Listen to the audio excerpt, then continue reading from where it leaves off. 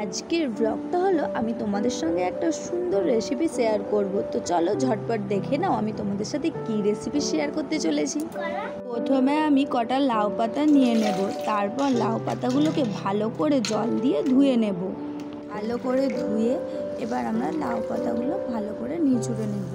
রান্নাটা শুরু করার আগে তোমাদের কাছে আমার একটা ছোট্ট অনুরোধ, আমার ভিডিওটা স্কিপ করো না। আর আমার এই রেসিপিটা যদি তোমাদের ভালো লাগে তাহলে আমার চ্যানেলে ছোট্ট একটা লাইক, কমেন্ট আর সাবস্ক্রাইব করে দিও প্লিজ। প্রথমে চাটুটা ভালোভাবে গরম করে ওর মধ্যে একটু তেল দিয়ে দেবো। তেল দিয়ে তেলটা ভালোভাবে গরম হয়ে গেলে তখন মাছের মধ্যে একটু সামান্য নুন আর হলুদ মাখিয়ে মাছটা একটু হালকা ভেজে নেব।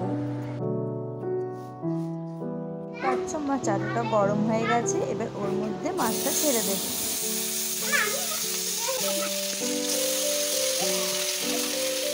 মাছটা এবার এক পিঠটা হালকা ভাজা হয়ে গেলে পাল্টে আর এক পিঠটা একটু ভেজে নেব। মাছের দু পিঠটাই হালকাভাবে ভেজে নেব, বেশি কড়া করে ভাজবে না, তাহলে খেতে ভালো লাগবে না। তো চলো আমার ভাজা হয়ে গেছে, এবার নামিয়ে নেব।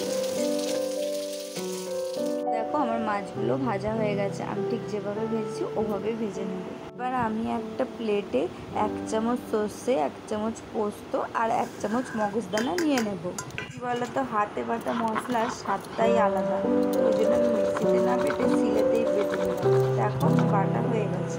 এবার এর মধ্যে একটু জিরে গুঁড়ো, নুন আর তোমরা যেরকম ঝাল খাবে পরিমাণ মতন লঙ্কা গুঁড়ো, ধনে গুঁড়ো আর হলুদ দিয়ে ভালোভাবে মিক্স করে নেব।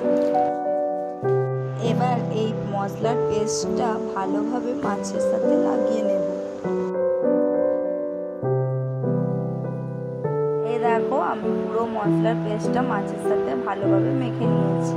এবার এগুলোকে লাউ পাতার সাথে ভালোভাবে বেঁধে নেব। এবার আমি দুটো লাউ পাতা দিয়ে মাছটাকে বেশ ভালোভাবে বেঁধে নেব। যতক্ষণে লাউ পাতা দিয়ে মাছগুলো বাঁধা হচ্ছে ততক্ষণে আমি তোমাদের সঙ্গে আমার পরিচয়টা করিয়ে দিই। Hi friends, welcome back to my channel my sweet family টুতে তোমাদের সবাইকে স্বাগত জানাই।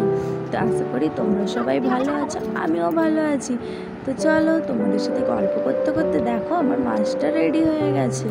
আর আমি আবার চাটু বসাবো, তাতে একটু তেল দিয়ে চাটুটা ভালোভাবে গরম হয়ে গেলে তার মধ্যেই বেঁধে রাখা মাছগুলো দিয়ে দেব।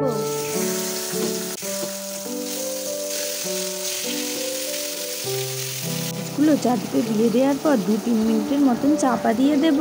3 মিনিট পর চাপা খুলে মাছগুলো আবার পাল্টে আবার চাপা দিয়ে দেব 2-3 মিনিটের মতো। মাছের যখন এক পিঠটা এরকম একটা কালার এসে যাবে তখন মাছটাকে পাল্টে দিয়ে আবার চাপা দিয়ে দেবো। এবার আর চাপা দেব না, এবার বেশ কয়েকবার এপিট ওপিট করে ভালোভাবে ভেজে নেব। এবার গ্যাসের টেম্পারেচারটা লো করে মাছের দু পিঠটাই বেশ লাল লাল করে ভেজে নেবে। না কী বলো তো, না ভাজলে না ভিতরটা কাঁচা কাঁচা মতন রয়ে যাবে আর খেতেও ভালো লাগবে না।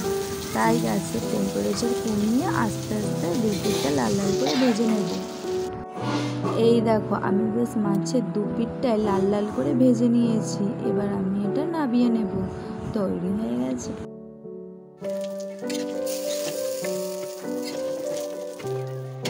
এই যে দেখো বন্ধুরা, তৈরি হয়ে গেছে আমার লাউ পাতার পোনা পাতুরি। তোমরা বাড়িতে চটপট এই রেসিপিটা বানিয়ে ফেলো তো, আর বানিয়ে গরম গরম ভাতের সাথে খেয়ে আমাকে কমেন্টে জানিও কেমন হয়েছে। আর আমার ভিডিওটা যদি তোমাদের ভালো লাগে চ্যানেলটা অবশ্যই